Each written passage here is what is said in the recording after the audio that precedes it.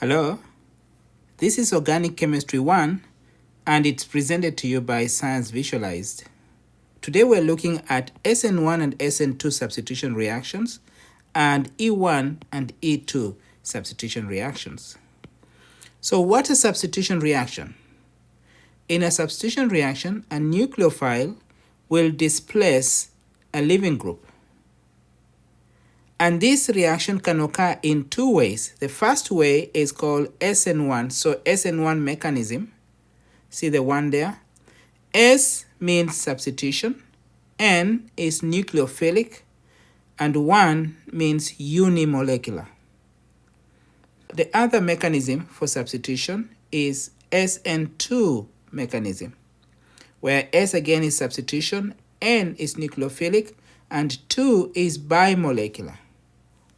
Also, we have elimination reactions.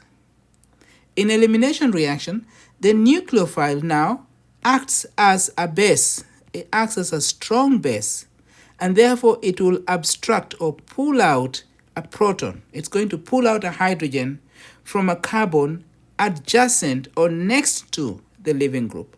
So for example, the leaving group here is X, which could be a halogen or activated alcohol.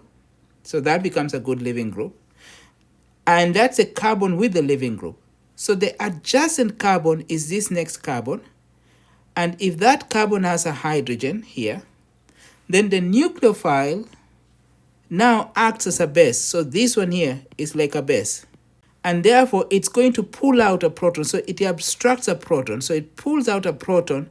When you say a proton, it means hydrogen with a positive charge, hydrogen without electrons. So this hydrogen is pulled out without its electrons, meaning that the electrons will flow back to between those two carbons and become a double bond. So always the product in elimination reaction is a double bond. So we say the nucleophile is acting as a base. And then there are two mechanisms, just like what we saw with substitution. We have E1 mechanism. Stands for elimination. 1 is unimolecular. E2 mechanism, E is for elimination and 2 is bimolecular, just like what we saw with substitution. Now the first mechanism we're going to look at is the SN2 substitution mechanism. This mechanism proceeds by what we call inversion of configuration. The inversion of configuration means if the leaving group was going into the plane, so this X is the leaving group, then the nucleophile will displace the leaving group in such a way that now the position of the nucleophile is opposite the leaving group.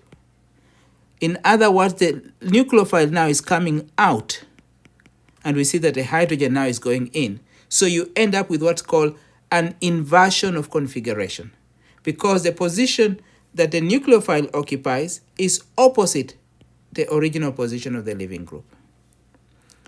Another feature for SN2 reaction is that the rate of the reaction depends on two reactants. So both the nucleophile and the substrate. So the substrate is an alkyl halide here or activated alcohol. So the reason it's 2, you have that 2 there, is because the rate of this reaction depends on both the concentration of the nucleophile and the substrate. So that means if you increase the concentration of the nucleophile, the rate will increase. If you increase the concentration of the substrate, the reaction rate will increase. The reaction rates order increases as follows. So methyl substrate, so that means you have a leaving group on a methyl position, is going to be the fastest, followed by primary, where you have the leaving group on a primary carbon. That carbon there is primary because it's connected to only one alkyl group.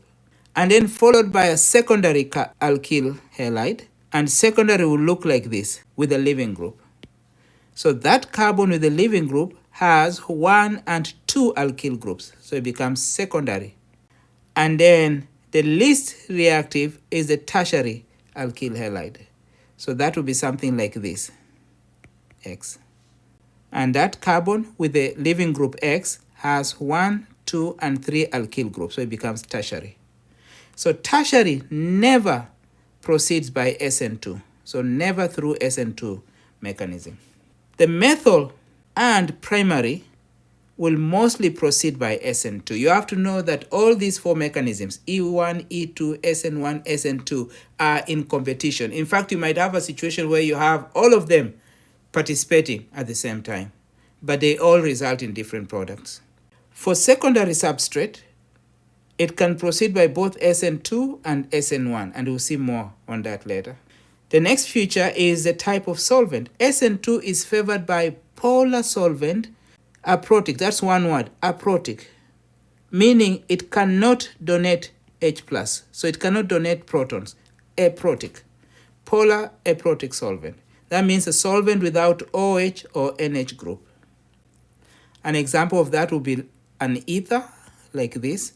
You see that this is a polar solvent, but you don't have OH group. And then the last thing is the type of leaving group. Remember, the leaving group will be X minus. The reaction is fastest when the leaving group is iodine, iodide ion.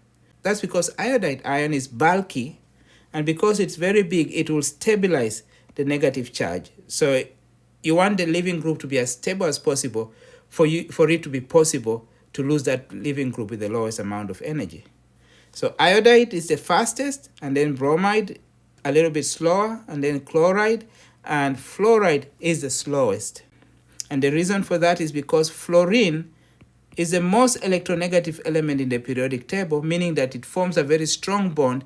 It adheres strongly to its electrons, and therefore it becomes a much poorer leaving group. The mechanism of the SN2 reaction is as follows.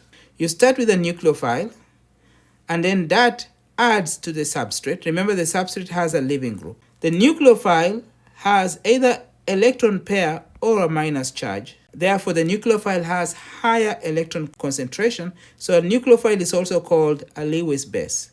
That means it can donate electron pairs. And therefore, you draw the arrow in such a way that the arrow starts from the high electron concentration and goes to the electrophile. The electrophile is the substrate, which has the leaving group.